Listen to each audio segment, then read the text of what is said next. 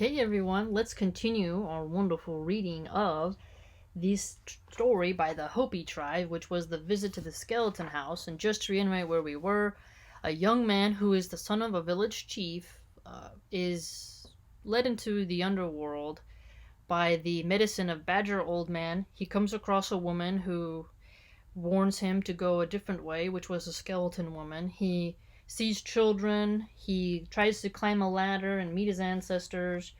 He gets told by the skeleton people to perform a certain ritual rite on burial, and then he witnesses punishments on some of the people who were bad in the earthly realm. So let's continue on that note.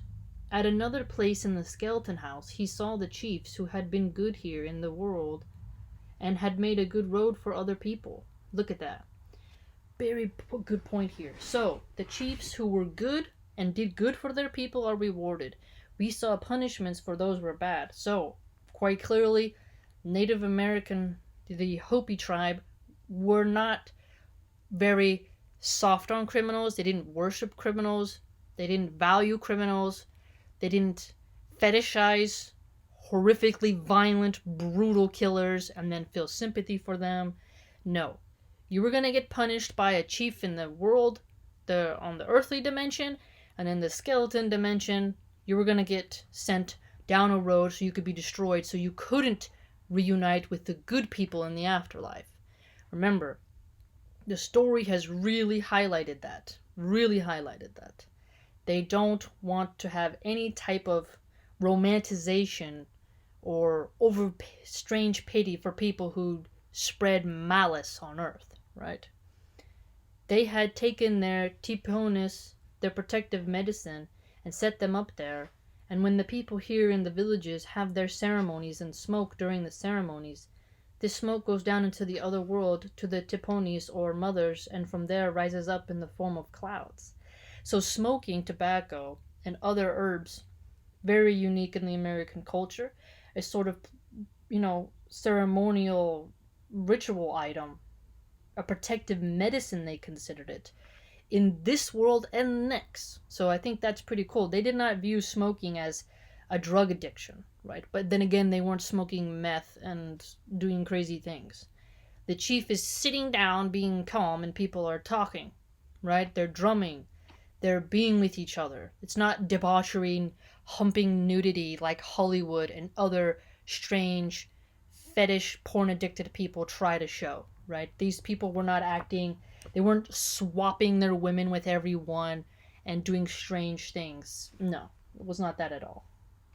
After the young man had seen everything and satisfied his curiosity, he set off to his own village. When he arrived at the steep bluff, he again mounted his kilt, and a slight breeze lifted him up. So he's riding a cloth through the air. He met the Kawanita chief, who told him, "Your father and mother are mourning for you now, so you'd better return home." This was the last person he met on his way back. So his father and mom are probably wondering where the heck he is. When he had just about arrived at his house, his body, which was still lying under the covering in the room where he had fallen asleep, began to move, and as they joined once more, it came to life again. So he separated from his body, right? The medicine that Badger Old Man gave him separated his spirit, and he went into this other dimension because he wanted to find out if there was life after death, which he found out the answer, yes.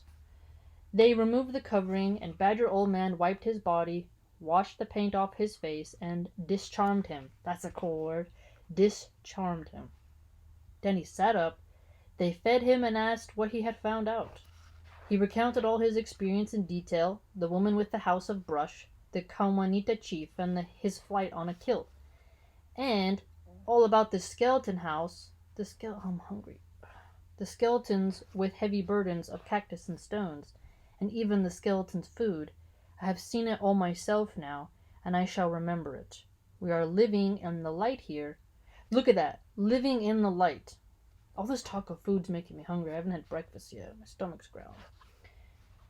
The light. So remember, we had the smoke path.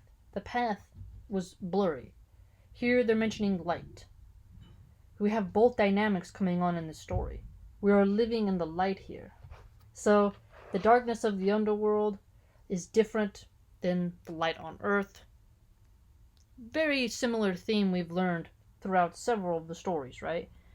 When he told them about the Nakawakowosis and the Bohos, if we make prayer offerings for them, they will provide rain and crops and food for us. Thus we shall assist each other. Very well, they all said. Very well, so that is the way. And so they returned to their homes wiser than before. And from that time, the living and the dead began to work together for the benefit of both. Based on a tale collected by Henry Voth in 1905. That's a long time ago. Long time ago. And then there's an asterisk here. The tiponi usually consists of an ear of corn, to which are attached feathers of different birds and pieces of turquoise and shells. Oh, wow. Very interesting to note there. So, the smoke goes to that object, the tiponis. Remember, that's what the chief said, that the medicine is going to go on to the tiponis, but they have to take the tiponis. It's an amulet, they think, right? It's what they believed, And it was an amulet, appears, that was used in ceremonial, and it needed to be coupled with smoke during the ceremonies. That's quite interesting. Wow. So, we learned quite a lot. Badger Old Man sounds like an interesting guy. The medicine aspect is important. So they had medicine, they had, behavior, the burial ritual, remember the Owa, O-W-A-S, and the what they called the Soyal ceremony, S-O-Y-A-L. We got a lot here. Quite a lot about the tribe of them. Quite brilliant. I really enjoyed this story. I thought it was going to be scary, but it's actually just very thought-provoking of do good deeds and, watch out because you'll be punished in the next world. And even if you're a chieftain, the son of a chief, you still got to go on a journey and find out where you are. And they believe that your soul could travel to another dimension and come back to the body. And it could do so with the aid of a medicine man. So, for anthropological notation, we can now know a basic story that is from this tribe.